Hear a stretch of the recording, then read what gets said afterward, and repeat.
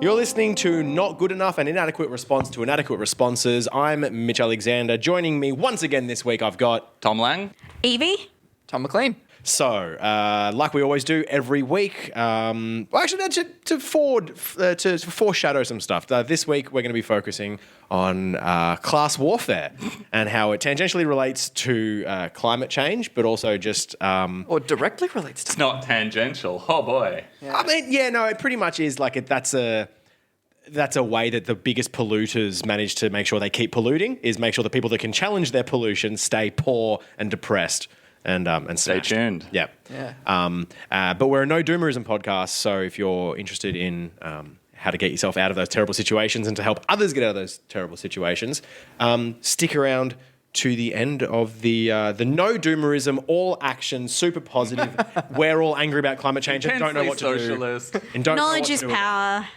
We don't know what to do about it, so we started a podcast. But like we do every week, let's start with a little bit of news. Leading the news, I guess, Australia, still on fire. Not as on fire as it has been, which is finally nice news. So I was looking at the emergency maps last night, and there, I wouldn't say everything's green, but we don't have any out of control bushfires going on. No we have mega a lot fires. of bushfires still, but they are all under control. Yeah, they're contained. Bushfires. And the smoke is mostly gone. Everyone's looking like they've got good air quality these days. Some floods. So it's worth noting that, like I was reading today, 4 of the 5 most dangerous and fatal bushfires in Victorian history have come through February and March. So could pick up again. But again, hopefully not. But as you just said, there's lots of flooding now everywhere. And the levels on the Warringamba Dam in New South Wales have increased by 33%, Which is an upside to which is an flooding. upside to flooding, I guess. Good thing about flooding, lots of water. It's increased to 75% with overflow after being at its lowest level in 15 years. So I guess that's good. A really important thing about climate change that a lot of people don't know is that it doesn't necessarily mean you don't get any rain or even less rain, but what it does mean is that you get less rain most of the time and then all your rain at once.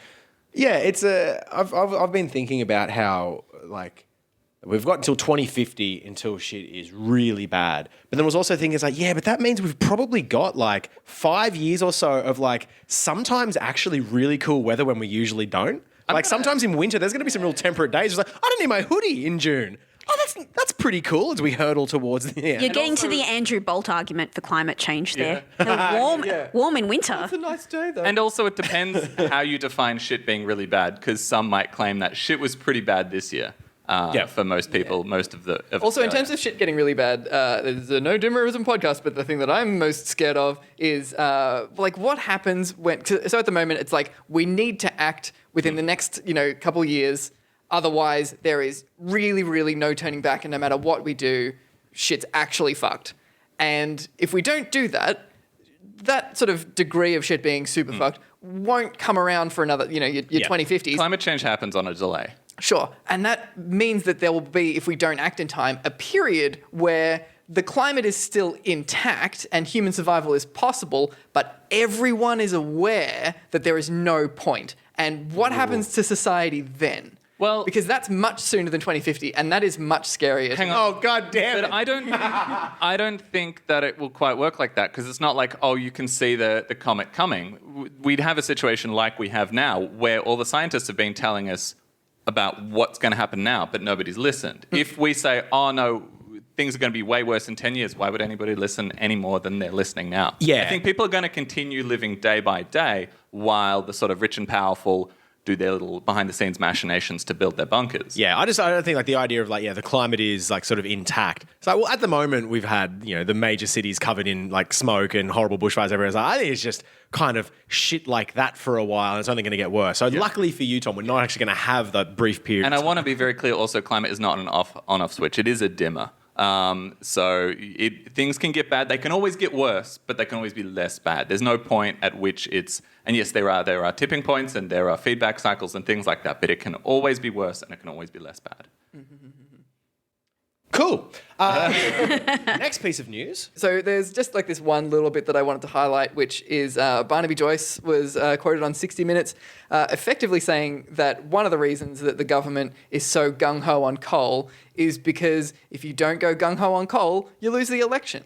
Is that not like a self-fulfilling prophecy in terms of the way both the Labour Party and the Liberal Party are running their respective That's exactly lines? right. So there's a lot of sort of political sort of clout that you get by being gung-ho on coal. You get fossil fuel donations, and you also get, there's a lot of areas of the country that have their sort of like jobs and stuff relying on, like their local economies absolutely relying on the fossil fuel industry. Those are very much minority voting areas, though. Oh, they're minority voting areas, but they get a sort of disproportional amount of narrative. And that narrative does matter. So even though the majority of Australians support drastic action on climate change, the sort of the narrative that both parties sort of deploy doesn't support that fact. It's the jobs and growth narrative. Yeah. So if you're taking away coal jobs, that means you're against jobs and growth. So what I meant by the self-fulfilling prophecy is that if Labor's going to run with the same thing, which is we're not going to take away any of those jobs and we don't have any sort of contingency plan if we close down coal mines, then you're against it. Yeah. I think it's also that, like, if Labor is seen to be sort of weak on coal jobs, then they know that the Liberal Party is going to hammer them for it. Yeah. And the Liberal Party knows that if they're seen to be weak on coal jobs, the Labor Party is going to hammer them for it. And it's like, maybe if neither of you hammered each other about a thing that'll kill us all, then we'd be fine, you bastards. That's what I was going to say, is that You painted there's no this. You made this dead. there's no party to lose an election if every single party is going, oh yeah, we're not doing coal anymore. There's also this... Oh, sorry, go. What, just that idea of like, well, politically, it's not a good idea to do it. It's like, well, if every party took the responsibility of protecting Australians seriously, no fucking party would be spruiking coal, and so people wouldn't be able to vote for the pro-coal party. I mean, Clive Palmer would probably still be a thing. But He'd come in, he'd be like, well, if none of you jerks are going to do it, I'll do it my damn self. I can't see a situation where Australia like elects the Hunters and Fishers and Clive Palmer party, because if the two major parties were just like, no, we're not doing coal, I think most people would be like, Good. okay. Yeah, fine. Yeah. There's just this whole thing of...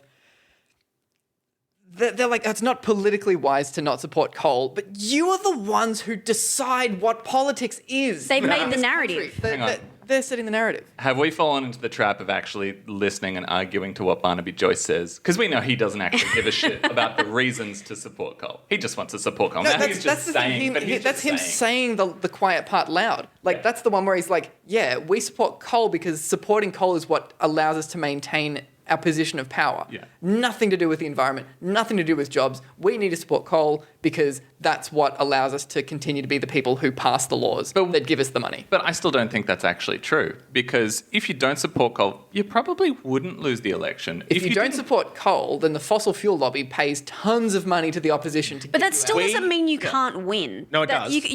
We haven't had a prime minister in this country take on the mining sector without losing his job But that's since the point. Paul Keating. That's the point. If there was any sort of spine in the Labor Party, that they could do it. It is possible to have like a grassroots movement. Well, that's the thing. Now you're advocates for that. asking the members of the two major parties. Yeah, true. Is Barnaby Joyce just an outlier in his loud part? And is everyone else especially the Liberal Party, people that we can trust? But that is the whole better things aren't possible thing.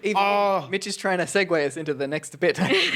Oh no, I'm just reading ahead on the next news article that Man. it's now fact that literally everyone in the government is corrupt in some way. So That's a dot point. Yeah, the first dot point in our papers is just everyone is super corrupt. Citation needed. Not really. Look outside, Lang.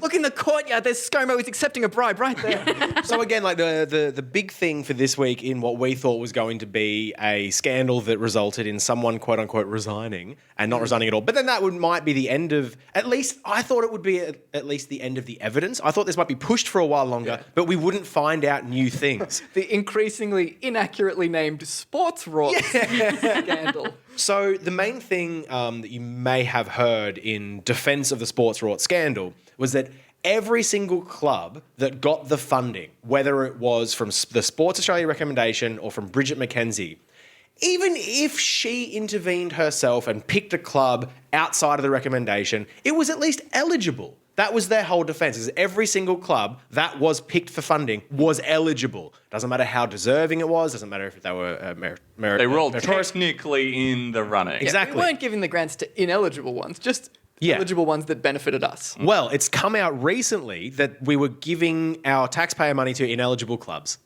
43%. They didn't meet the 43% of the clubs criteria. that got the grants were That's nearly ineligible. Yeah. And then, Funny that. and then somehow all of these other reports have come out about all these other grants and other little pockets of money, not even related to the sports Oh, thing. yeah. Industry grants, research Just grants. cash getting thrown around. I saw someone do a rough sort of back of a napkin math of all the alleged, grants that have potentially been compromised. It's something like $500 million now. Oh, yeah. So the sports rewards was 100 mil. Yeah. It's there was much more than There was an Yeah. environmental fund that had no open application and was just given to marginal seats. That's There- the one in the Saturday paper. Yeah. So the Saturday paper's done some really good reporting on this sort of stuff as well. Definitely check them out and their podcast, 7 a.m.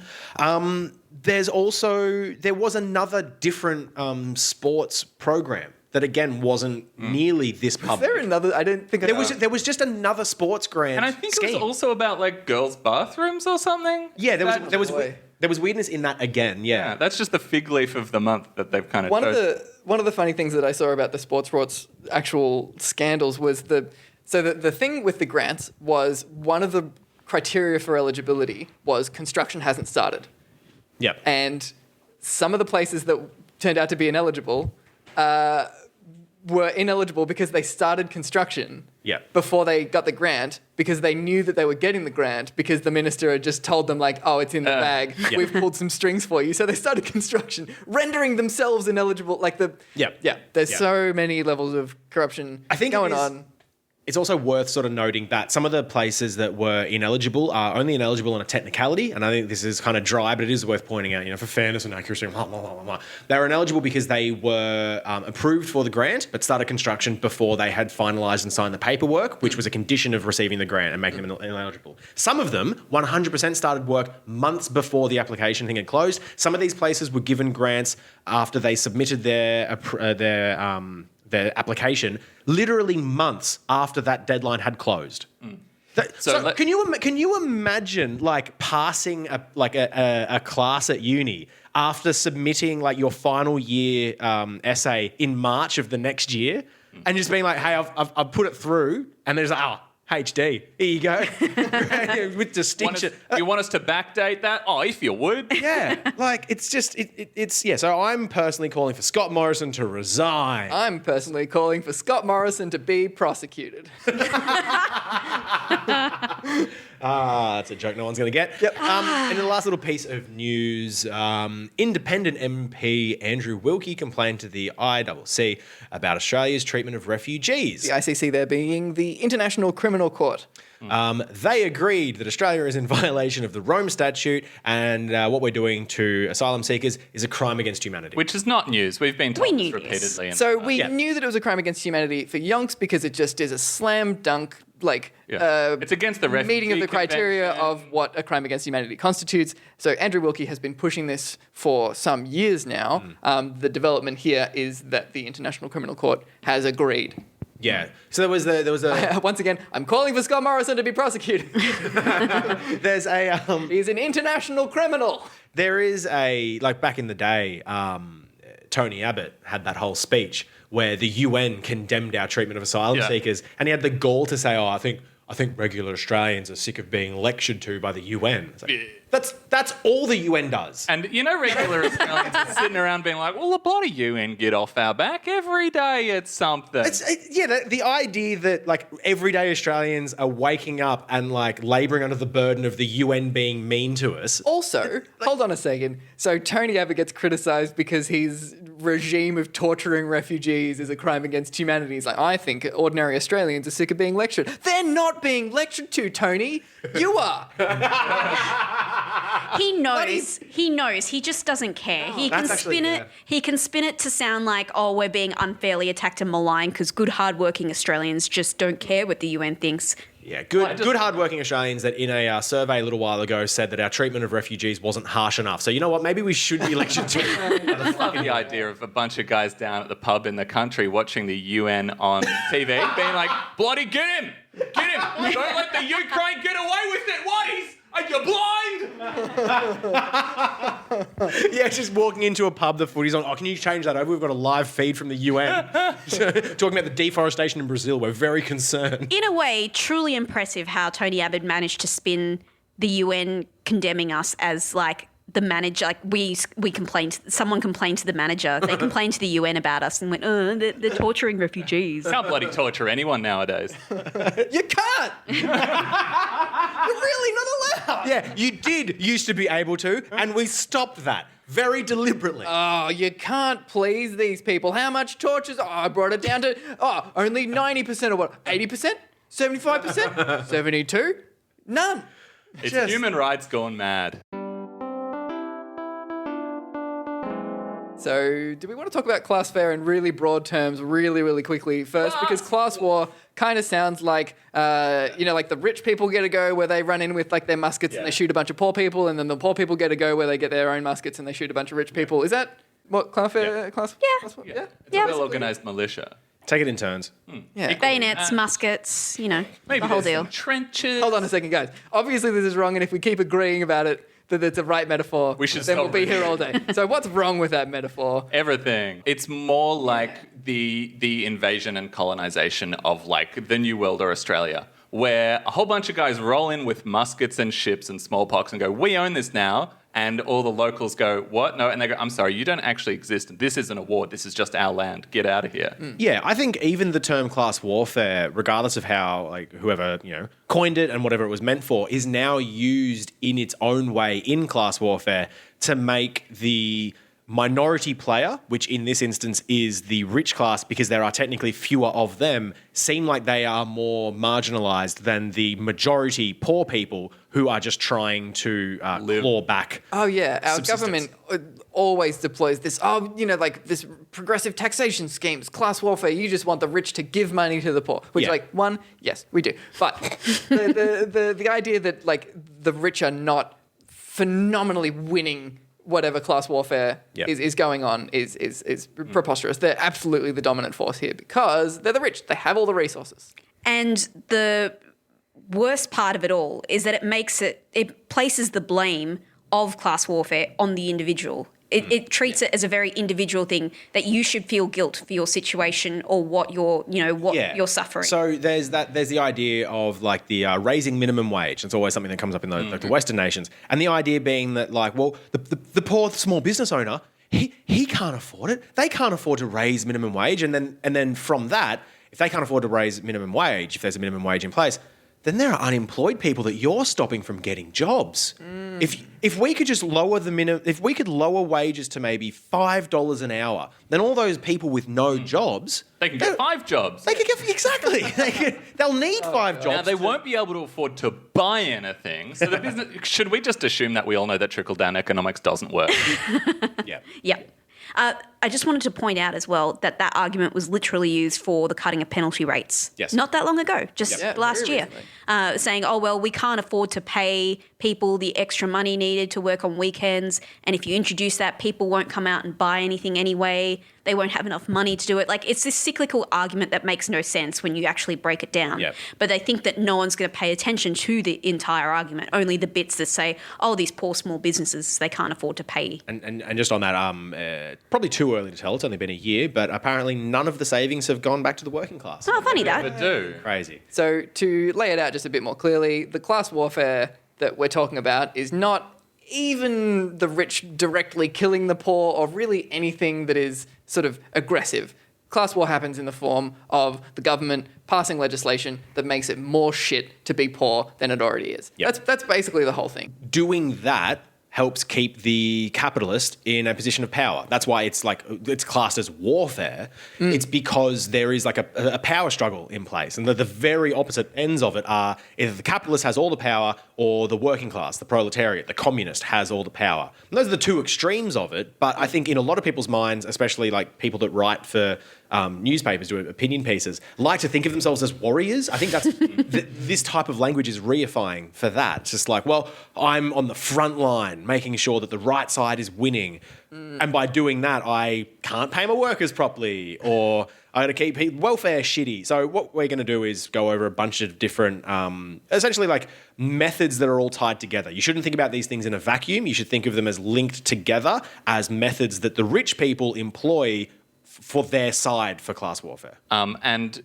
in case you're still a bit fuzzy and you're not entirely sure exactly how skewed things are, there are some really good breakdowns of it. There's one video especially that kind of shows the massive wealth disparity in a really, really good way. And we'll link that in the show notes. A great way to start looking at the problem, we'll go into other aspects about wage theft, but just start looking at the problem of what is $1 billion? Can anyone actually conceive of what $1 billion is in terms of their own, what money they have, what money a normal person has? It's a bit more than what I've currently got. Just a little, though. You think about it in terms of what are your daily expenses? What do you pay for rent? What do you pay for your groceries when it comes of a week? What do you pay for your electricity, your gas, your water? You add that up. What percentage is that of even like tens of thousands of dollars to hundreds of thousands of dollars? $1 billion far exceeds the point where money even matters anymore. Yeah, as soon as you have $1 billion, at any point if you have $1 billion, you never have to worry about paying rent again in your life. Yeah. You don't know what you don't know what the value of milk is. You don't know what the value of like everyday expenses are because money ceases to be a thought to you. If you earned $1 million every year since the dawn of agriculture, you'd have less money than Jeff Bezos. I mean, there's lots of great graphics about now what $1 billion means, both in time scale, both in value of people's salaries and that sort of thing. But I think in order to make people realize what the value of their own work is, that is a great place to start because people often they look at billionaires like Bezos or any sort of mining magnate and they say, oh, but they worked really hard. Like discount everything even about, oh, they might have inherited something or whatever. The point is that $1 billion is more than anyone could possibly ever even conceive of using in their life. Yeah, there's no amount of how hard that you work that's like, yeah, you deserve $1 billion. I reckon that like $10 million over the course of your life is the maximum. You could which earn is that. That's $10 million over the course of your life is, I can't remember the exact math, but it's $100,000 a year for your whole life, assuming that you're live to about 80 something. Including years where you're a dependent, where you're a baby, whatever, that's still $100,000 a year for you. Smart investment. And then there's another couple mil on top of that. Surely that's enough. Yeah. That's 10 million. And so that's whenever you're even looking at somebody who's like 100 million, you've got to be thinking, that's a stupidly huge amount of money. That's so much money. Yeah. I have this sort of money becomes different things the more of it you have, right? Where if you have zero money, then the first couple bucks that you get, like money is sustenance, right? Yep. That is food in your belly, shelter over your head. That's what money is. Once you have sustenance sort of in the bag, right? You've got any sort of income, that sort of thing, right? Money starts being comfort, right? So security. Security, comfort. It's that's a fridge. Or, a place that you can sort of go into your own. You're not like out on the street. So you've got money as sustenance and then you get a bit more and money becomes comfort and then you get a little bit more, money becomes luxury.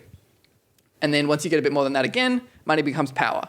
And when you see somebody who's in the sort of echelon of money is power and they're like, this is going to take money out of my pocket. It's taking power out of their pocket. Mm-hmm. It's taking luxury out of somebody else's pocket. It's taking comfort out of somebody else's pocket. It's taking sustenance out of somebody else's pocket. Like money isn't like a dollar isn't a dollar to everybody. It means different things. A dollar is dependent on how many other dollars that you have. Yes. Yeah, 100%.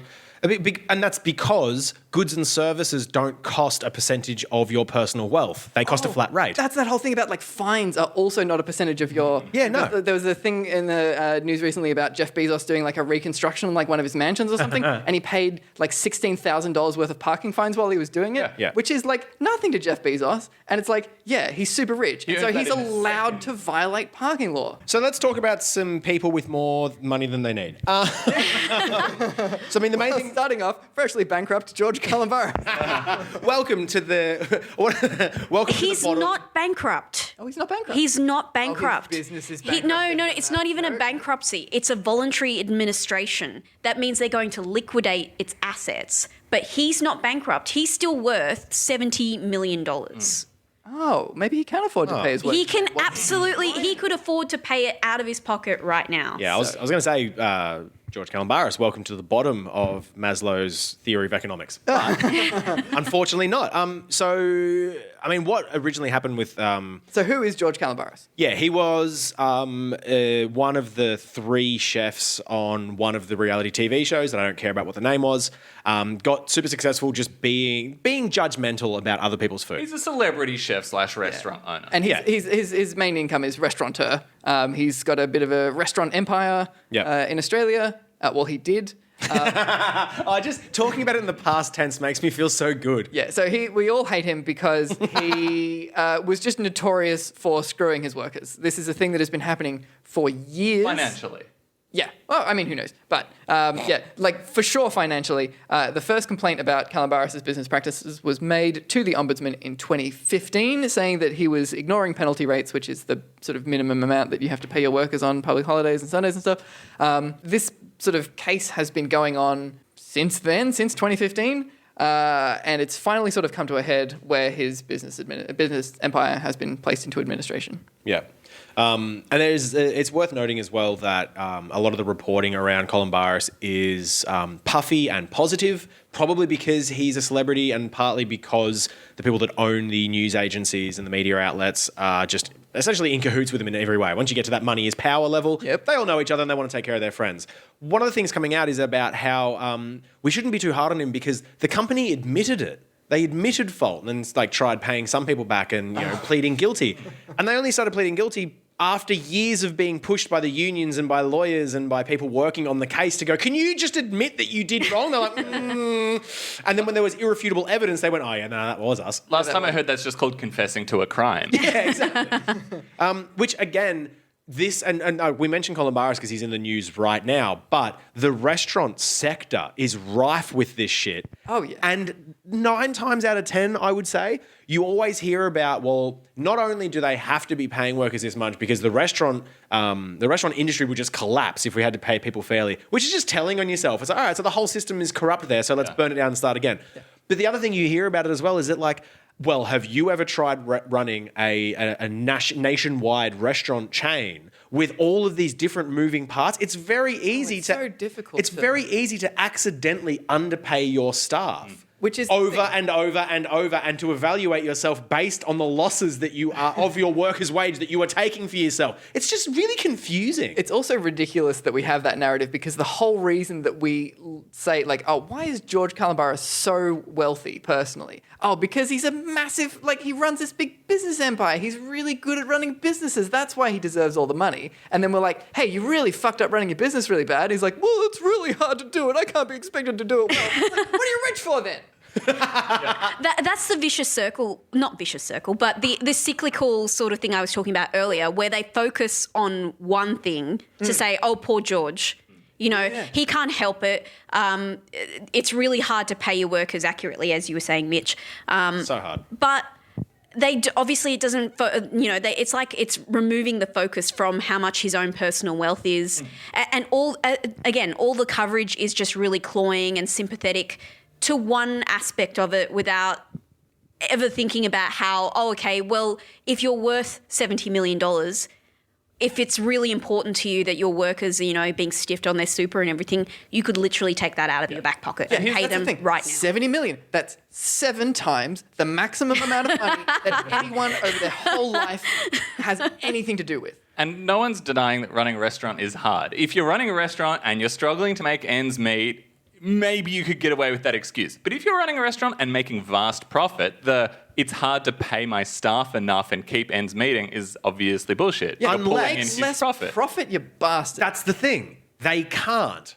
For-profit industries are based on the amount of profit that, not only the amount of profit that they make, but the amount of profit that they made compared to last year. You don't even get to be a profitable business and still say things are going great if you don't increase your profit year on year and year. But profit's what's left after you pay your fucking workers. Yeah. Wage theft is part of the model now. Yeah. It's basically, we know that they could get away with it for a long time. That, okay, well, a lot of these people who are working for us are young. They don't really think about super. Or, this is a big problem why it's endemic in restaurants and bartending. It's because they are backpackers. They're foreign exchange students. They are, again, poor people, high schoolers. They'll just accept it because, A, they don't have anyone in their corner to say, hey, this is actually a bad idea. You should ask for more money. You should make sure that your super's locked up, et cetera, et You should cetera. make sure that you're getting paid for your overtime. Exactly.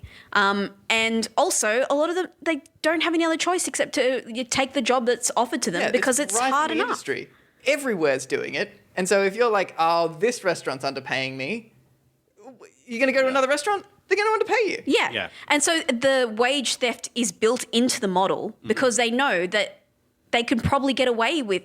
This is like, it's actually going class back. war. That's class war. This is going back to the corruption scandal. In fact, it's exactly the same thing. They know that they can get away with a little bit of corruption, so they keep on expanding that terms of reference. Not just getting away with a little bit of corruption. We've got Stephen Mayne, there's a journalist in Australia saying, I hope the media doesn't go too hard on George Calombaris in this difficult time. He had to go, created lots of jobs in great restaurants, and has been hammered for his mistakes, both financially and in the court of public opinion. Wait. Was that a direct quote? Direct quote. I thought you were fucking around in the notes. I thought you were being a smart ass in the notes. That's what he said, baby. Hey, Stephen Mayne, fuck you. Jesus Christ. He created a lot of jobs. Underpaying ones. Shit jobs. He had to go. He abused thousands of workers. Fucking Jesus Christ, Stephen. Grow a fucking backbone, mate. It's like if I sell a lot of hamburgers and they're all laced with E. coli, you can't say, well, he made a lot of hamburgers. Made it, but that's All right. exactly the defense that they go to because, I mean, you look at, like, just bringing it back, but Scott Morrison being embroiled in a corruption scandal, like, hey, you gave out a lot of dodgy grants to get your election, and he's like, oh, but those grants, they went to such good causes, weren't they a lot of good, useful things that they did with No, the they illegal were money? dodgy. No, get fucked. Can I just also just point out as well, since 2012, the first time when George Calombaris was implicated in, treating his workers badly, Oh, God, did they go back to 2012? 2012. Jesus Christ. Every single year, it feels like, there's always some sort of feature in the Financial Review or the Age or something like that where they've got George on the front of whatever their in-house magazine is looking really concerned and upset. And it's like the plight of George Calombaris. Oh, no, I'm so sad that I've no. been abusing and underpaying my work for so long that if a baby was born when it started, he'd be in grade 3. So I want to move on now to some other types of class warfare, but I think it's just worth putting a pin in why wage theft itself is important, not just obviously morally, which is what we're mostly outraged on, but also just like financially. If you are like a worker concerned about like pay, and if you're concerned about, even if you're a small business owner, maybe, but probably not because you're all evil. But the Small business owners might be okay. Nah. No. You're not. See, we've got some disagreements on the pod. Tom Lang's weak. I'm strong.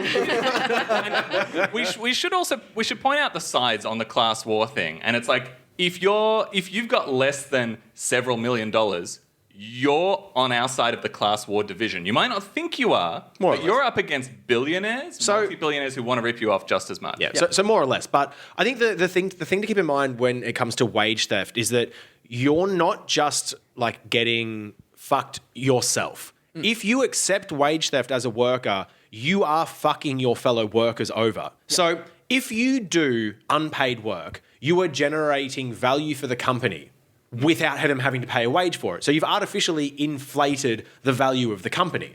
You've also artificially depressed what every hour of labour is work for every other person you work for. If you're willing to do an hour of overtime and not get paid for it, then everyone else you work for has to accept that as well as part of their wage. Yeah, if I'm the boss of this podcast and Mitch has put in 2 free hours of work on the thing, and Evie's like, I'm not going to work for free, and I'm like, well, fine. I'm going to find somebody who will, and that just that depresses the wages of everybody. That's why we have legislation in place that says you have to pay people at least this much. That's why it's important to follow it. Is because if one person's allowed to get away with it, that wrecks it for everybody. Yeah, they're allowed to be richer than everyone else because of it. Moral of the story, don't be a nerd. Hang on, guys. I have a crossword here. So what's a 5-letter word starting with U that is the solution to that? Oh, gee, I don't know. Onions. Join your onion. We will get to the big push for unionisation at the very end of this. What a fucking surprise! So the other thing we wanted to talk about was the ongoing bullshit that is Robodebt. Yes, so Robodebt is another sort of face of the class war. It's not a coin. This is so many faces. The class war polyhedron. The class war diamond. Yeah. So the wage theft scandals are one of the many ways that the people with a lot of money and power are screwing over the poor, the poor that have jobs. They also screw over the poor that don't have jobs. And one of the biggest ways, the most notable ways in the news recently that's been going down is what's been known as Robodebt. Yep. So essentially what was happening was, as a very brief overlay, Centrelink is what pays out welfare to people that don't have jobs, unemployment benefits. It's called New Start, but it's welfare. It doesn't matter where you're from. You probably have a conception of that. There's a few different things that Centrelink manages. It's like pension, I think, as well. Yes. Pension, Yeah, student payments. It's essentially whenever a government is paying you instead of a private employer, it goes through Centrelink. Yeah. So basically what Robodebt is Centrelink was running some algorithms over some past payments that had been made, in some cases many, many years in the past, saying, we accidentally paid you too much, you have to pay that back. And they started, in some cases, taking that money back automatically, but in other cases sending debt collecting after people and trying to get money that they paid years ago back out of the recipients of those welfare payments. And sometimes they were automatically deducting it. And because this was an entirely automated system, hence Robodebt, it was this new computer algorithm they'd sent out. It wasn't like someone had sent you a letter. It wasn't like a Centrelink worker had looked back through your thing and made a human judgment. Interestingly on that, they did have this algorithm set up for a while, but what ended up happening was they actually had human managers that would get Robodebts flagged and sent to a human manager who would look at it and go, oh, no, that's a problem with the calculation. Exactly. Cool, let's scrap it. They, instead of changing the algorithm or doing something better, they just got rid of those people.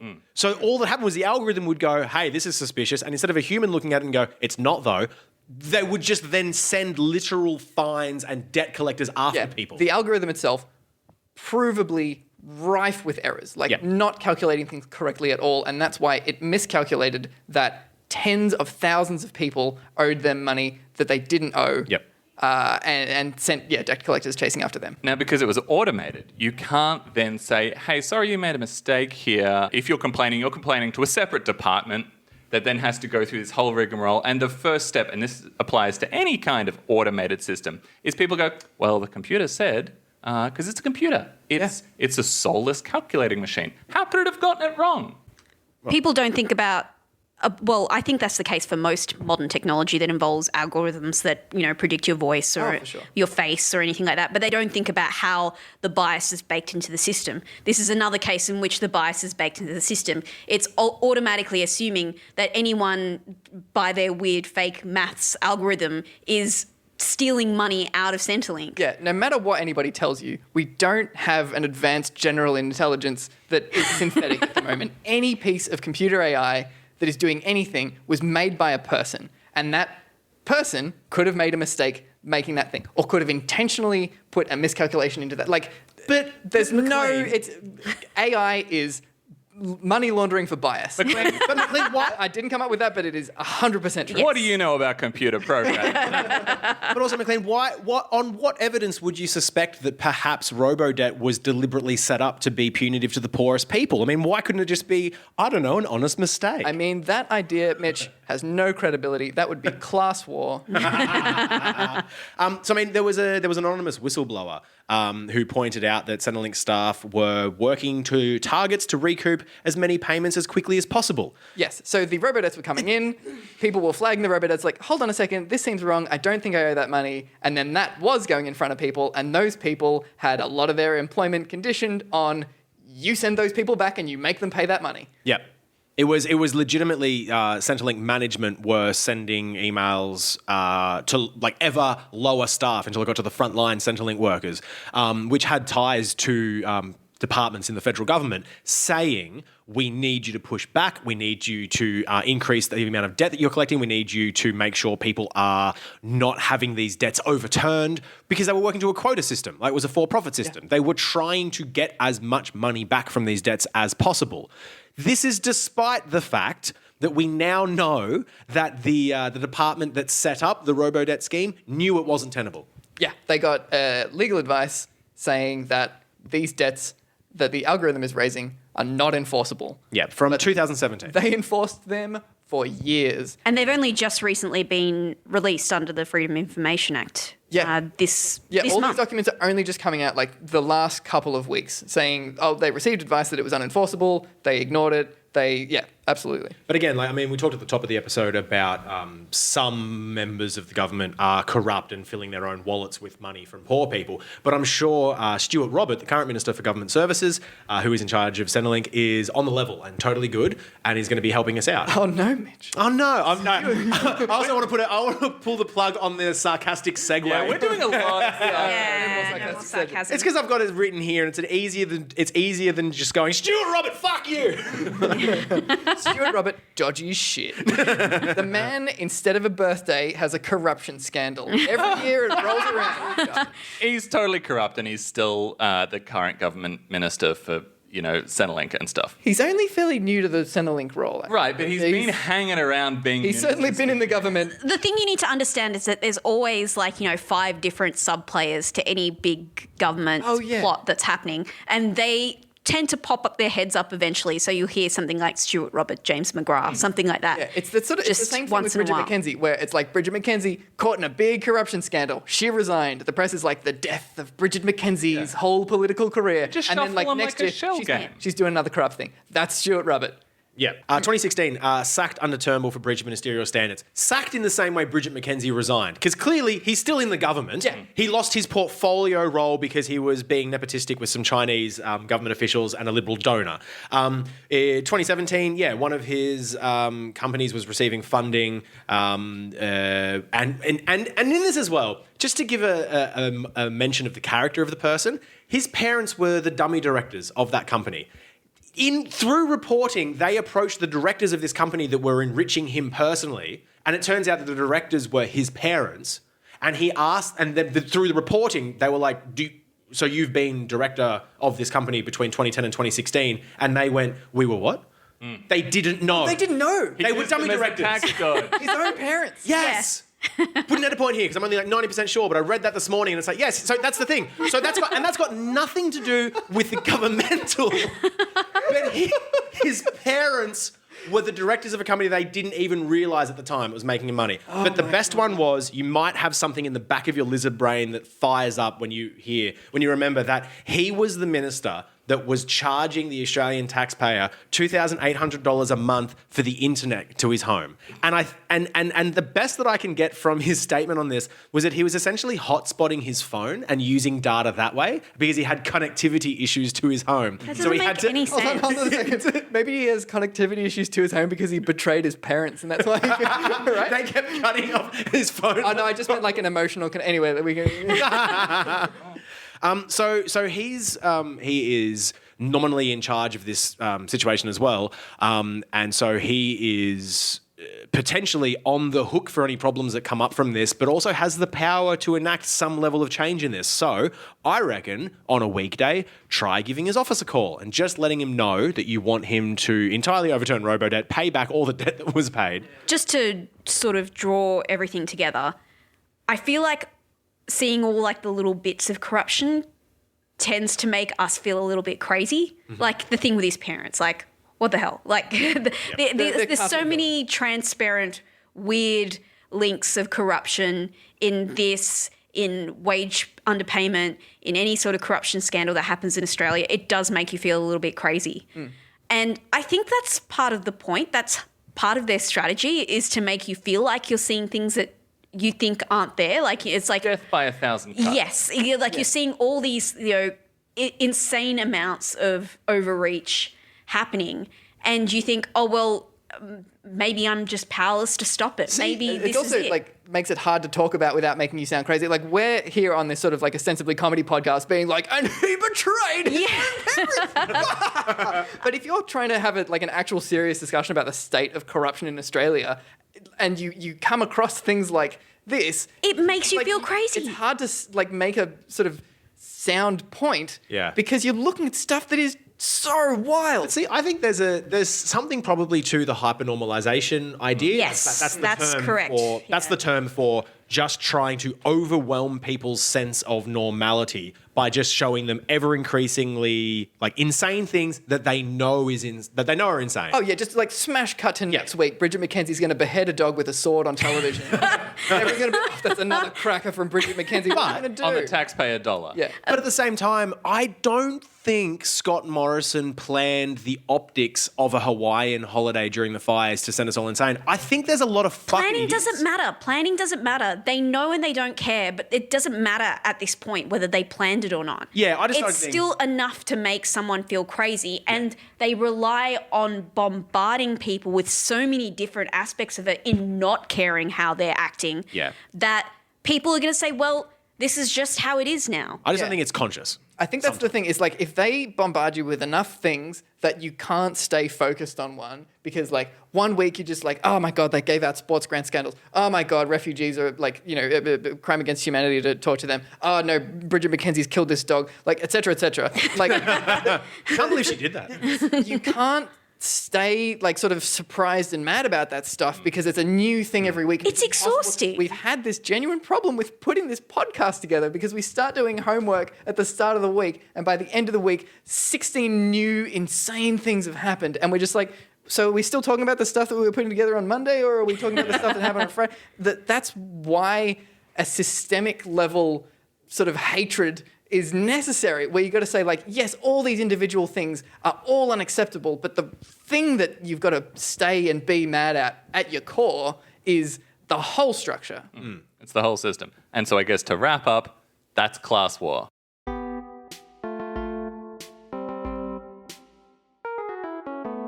So we'll definitely be talking about class stuff and socialism and all that constantly, at all times, because that's a little bit related to everything. But you might be thinking, we haven't talked about climate change very much this episode. Well, surprise, it's the same issue. Yeah, we've been talking about climate change this whole time. And this is actually, I think, a really important thing to know, because a lot of the time you'll hear people say things like, well, climate change is because of overpopulation. Where there's more people on the planet, we're consuming more stuff. We've got to stop having kids. We've got to stop having all those kids. Don't listen to that. Okay, that is just, it's misleading at best, and it's a real slippery slope to just extremely racist stuff if it's not there it's already. eugenics at worst. It's eugenics at worst. And that's because and we'll link a study in the notes, and the study I'm thinking of was put together by Oxfam. It was basically a statistical analysis of wealth versus carbon emissions in terms of lifestyle carbon emissions. And it showed that 50% of all of the greenhouse emissions comes from the richest 10% of people in the world, which makes a lot of sense, obviously, when you think about it. If you own a couple of cars and a house and a yacht and you're eating fancy food, you're living in one of these big developed countries in a fancy city, you're obviously using a lot of stuff. You're consuming a lot of stuff. You're making a lot of emissions. The poorest 50% of people in the world, the poorest 3.5 billion people in the world, make less than 10% of global emissions. And in fact, probably much, much less than that, because there's a whole lot of people you can't really measure well because they're living in the jungle, or they're off the grid, or they're in a slum somewhere. Those people are making a microscopic carbon emission, if they're making one at all. And so when people talk about overpopulation, the reason that's so misleading is because most of the population of the world is not doing most of the polluting. They're living very sustainably. They're living very sustainably. And you can see that, China makes the most emissions and they've got the most people. But individually, every Chinese person in China is making a much, much smaller emission than every person in Australia. Our per capita emissions are massive. Oh, we rule. Oh, yeah. Australia's number one for that. Leader of the pack. We're up there. And so it's like, if you're in the 1% of the world, you might be making 200 times more emissions, 300 times more emissions, maybe 1,000 times more emissions than someone in the poorest 10% of the world. And so far as it goes, when you've got the Maslow's hierarchy of economic needs, the whole thing starts to make a bit more sense. Is that if you've got wealth concentrating up the top, you've still got workers, you've still got people. So a more equal distribution of those sort of things, an equal distribution and a stopping or a halting of the exploitation of those lower people mean that we're going to spread the resources more equitably across everyone. But that doesn't mean emissions have to change. In fact, emissions can come down from that because then the resources aren't being concentrated and then wasted up the top. Another part of it is whenever we talk about like the sort of things that we'll need to do to address the climate crisis, that's going to be like a massive systemic overhaul of the resources and energy sector in Australia. And every time that sort of comes up, every politician that we have is like, oh, but you got to think about the fossil fuel workers, blah, blah, blah, blah, blah. Like, hey, imagine a world where it's fine if you're unemployed and Centrelink pays you just easily enough to get by. You can have like, you are not destitute if you are unemployed. You are taken care of by the state. If that was in place, then like we wouldn't have to worry so much about fossil fuel workers losing their jobs because it's not a fucking death sentence. I mean, here's the thing. Just take your $20 billion of fossil fuel subsidies and there's your worker transition. Just give it directly to the fossil fuel workers. Directly to those workers. That'll win you some votes. Yeah. And so, when you say we need less people in the world, what you're saying is we need people to have more kids. But the people having the most kids are your poor people in poor parts of the world. They're the ones still having large families for various socio-economic reasons I won't go into. Super, super rich people, the billionaires, they're not having a lot of kids. They're having 1 or 2 kids. But those kids individually use more resources than whole villages in poor parts of the world. Yep. So the problem is not population, it's overconsumption by the super rich. That was just a big rant, wasn't it? No, it was good though. Podcast is entirely. Yeah, okay. So what can you do about all this? I think the main big thing that we have to stress is that if you get a Robodebt letter or an email, do not pay it. Yeah, it's invalid. Don't pay it. It is unenforceable. They cannot make you pay it. They will try, and they will absolutely tell you that they can. Yep. But they can't. They can't. Hold on to it. Again, don't pay it. You can head to notmydebt.com.au, and that's got all the resources there about a potential class action lawsuit that is going through at the moment. It's got information about the class action lawsuit, but specifically, it's got all the help you need to fight your own Robodebt, both to stop it from being auto-debited from any income that you may have owed to you, and also to make sure that the debt collectors get off your ass. That's all on the help page on the website. And it's also got a plan of how to escalate any potential notices that you might receive. There's also information about legal aid organisations who can assist. And even if you don't have a debt, there's still resources that if you're interested in finding out what exactly does a Robodebt mean, am I at risk from being, getting a letter from Centrelink, or if you want to even help out other people when it comes to Robodebt. So you can, it's got resources on how to file a freedom of information request to find out information about how the government's been doing, conducting their business, and also how to contact your MP. Awesome. Excellent.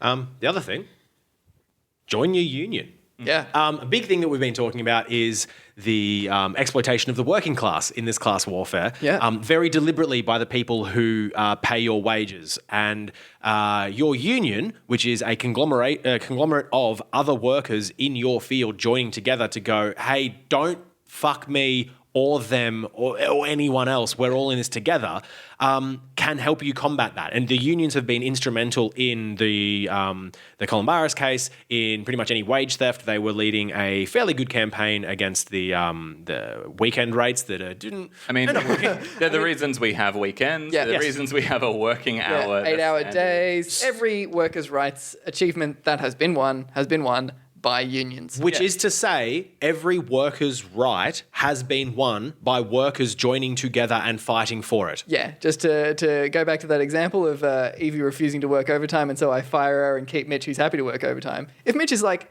if you fire Evie, I quit. And And we all go on strike. That's- You've unionised. Yeah, you've unionised, and now I just have to do what you say. Good luck making a podcast by yourself.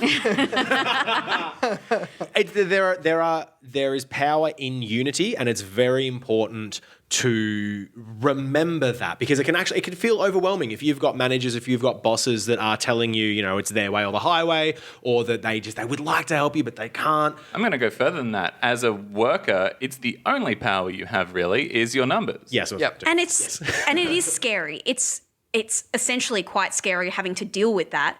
And it's scary even going so far as to join with other people who are with you to say, hey, we're getting screwed over.